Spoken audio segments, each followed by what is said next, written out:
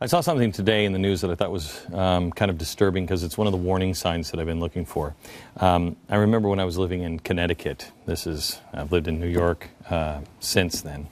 So this has got to be 4 years ago or so. I was putting my flag up outside, and I remember thinking, I think it was right around TARP, nobody was paying attention to the economic meltdown at the end of the Bush administration. And I thought, we are in trouble. And I was putting my flag up, and I thought, I should hang this upside down, but people would go crazy if I did. But I was trying to think, how do I get people's attention? Flying your flag upside down with the stars on the bottom is the traditional signal for distress. If you're on a boat, that means help, we're in trouble. I was tempted to do it, but I didn't. I thought better of it, and it wasn't appropriate at the time. I raised the flag as I had another thought. Boy, if I ever start seeing people start to really do that, flying the flag upside down, we are going to be in real trouble. Well, more and more people are actually now doing it. Larry Guerreri, he is a Vietnam veteran from the Pittsburgh area. He's one of them. He started doing it the day after the election. Watch. Larry Guerreri fought beneath the flag in Vietnam, but outside his Dorseyville home today, it's flying upside down. That's a sign of distress. And this country's in distress right now. Larry makes no effort to hide his feelings about President Barack Obama. This Benghazi incident, he left them 4 people there to die.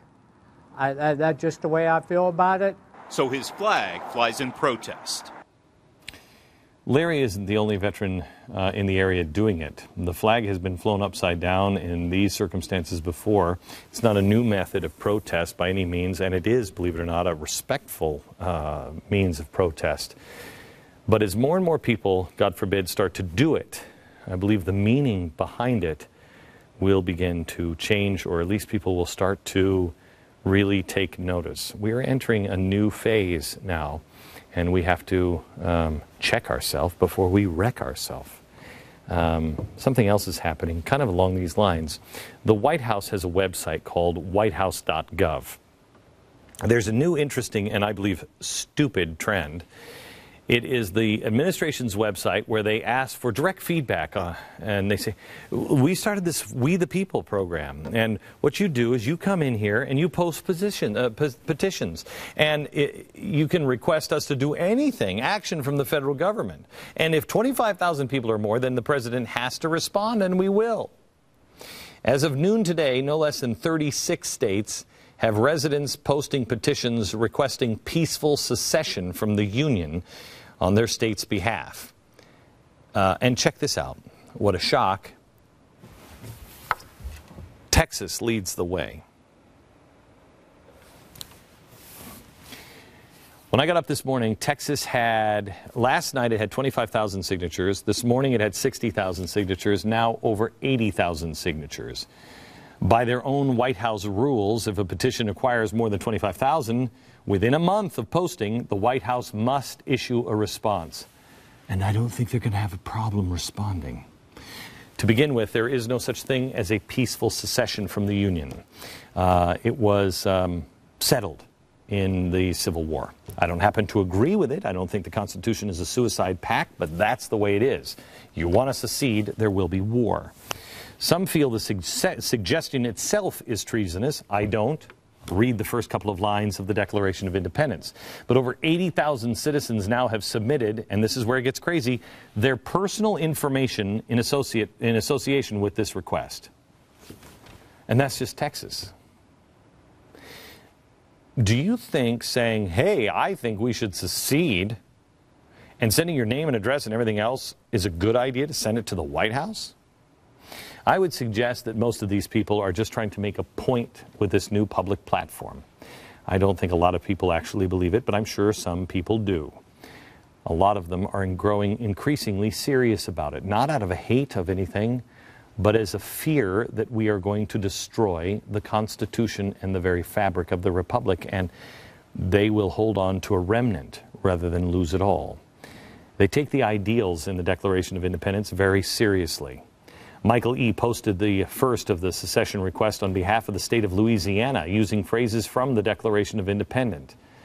And he used the phrases liberally in his petition. when in the course of human events it becomes necessary for one people to dissolve the political bands which have connected them with one another. That's how it starts. That's at the heart of the request. Dissolving the political bands which have connected them. And it's appropriate. It's an appropriate reference to the document, especially when done with respect and reverence, as the Declaration of Independence was. They were beseeching and saying, please, just leave us alone. However, as Lincoln might say, take care. This is exactly the kind of fuel the president will use to order measures to protect the Republic. And he'll have the Department of Homeland Security at his disposal to enforce them. Not a lot of people are reporting on this. I didn't think it was even possible, but yes, indeed it is. October 26, Obama signed his 141st executive order. It happened 10 days before the election, and no one in the mainstream media reported on it. It greatly expanded the influence of Homeland Security on local law enforcement agencies. The goal is just to create partnerships between the DHS and local police. Oh, nice sounding word, partnership. When the federal government teams up with local police agencies, the liberty of private citizens is always at stake. Suddenly those 175,000 hollow point bullets at the Social Security Administration, and how many millions at Department of Homeland Security that were bought last summer, starting to make a little more sense, aren't they? If the government begins arming itself against the citizens at the federal level and starts to say, by the way, we're your new state police, that would indeed be the point in the course of human events where it becomes necessary to dissolve political bands. The TSA, the NDAA, and the DHS all represent federal mandates to violate the privacy of citizens of this country on the grounds that it's necessary for your protection.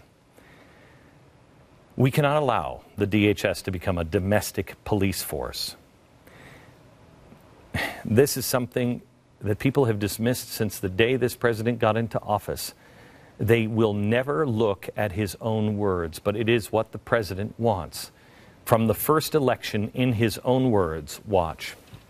We cannot continue to rely only on our military in order to achieve the national security objectives that we've set. We've got to have a civilian national security force that's just as powerful, just as strong, just as well funded as the U.S. military, and that's what they're building. Government is expanding its power over citizens. Secession is not an option. Contact your governor and tell him to get your state's gold back into its own treasury. Take charge of your children's education. Make sure they are learning from you. Do your part and change the media. It is going to take all of us doing all of the things that we each have our own God-given talents and responsibility over. Because the next step is drive the righteous from among them. And that's when things get really dicey.